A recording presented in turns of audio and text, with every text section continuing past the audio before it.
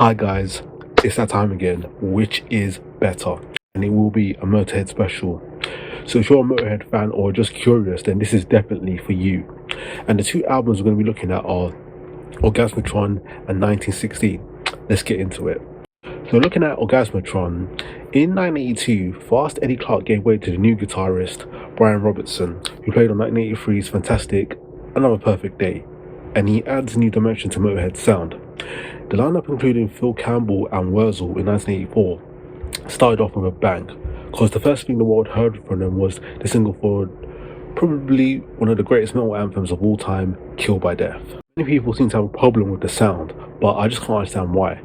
Yes, this is certainly no 80s Mutt Lang $1 million production, and maybe Bill Laswell didn't know how to produce this kind of music, but overall he managed to get a sound that was just raw, the kind of sound that I guess some bands would kill for. Plus he added a few small well-affected details to the finishing touches on a few songs. For example, the drum sound before the chorus in Claw, or at the beginning of Mean Machine, one of my favourite songs by the way. This album shows Motorhead at their fiercest. Just listen to the completely out-of-time drumming at the beginning and at the end of the aforementioned Mean Machine, which sounds like Pete Gill running amok or Lemmy's Insane screaming at the end of Claw, and you'll get the idea. From the songs found on here, Dr. Rock is one of the lighter ones, and the rest of is just fast or anthemic mid-tempo stuff. Motorhead seems to have counted more on the mid-tempo tracks as for example Death Forever and Built for Speed, renamed On the Road for the single. Switching gears, we're going to look at 1916. Now, where do I start? I'll start with the obvious. This is Motorhead, and they'll kick your ass, or you've heard of Motorhead, so they definitely don't need no intro. Regarding intro, if necessary, the path to introducing this album, you put on this album, you'll be floored by the harrowing electric power drill-esque opening riffs of The Want to Sing the Blues, relishing its simpleness and the way it bombards you with riff after riff. After all, with Lemmy Kilmister, the mastermind behind the whole thing, belting out his trademark gruff, down and dirty style rock vocals with even more energy and charisma than usual. After the song Don't Want to Sing the Blues, you end up hearing the even better I'm So Bad Baby I Don't Care, with it screaming out of this whole solo work and a great performance from Lemmy.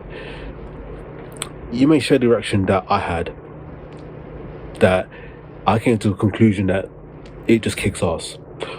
And we also have such displays of youthful bravado on the sing-along anthem No Voices in the Sky and the hard-hitting Going to Brazil, and the obligatory Motorhead rock and roll anthem Angel City, which is catchy, dirty and classy all at once. Just keep listening to the songs. You've probably noticed at this point that this album is not just another fast Motorhead album. It has some of the most beautiful stone tracks that the band has produced, and you've noticed that this dissonant dreamy chorus on the song Nightmare / Dreamtime contains Lemmy's gritty croon.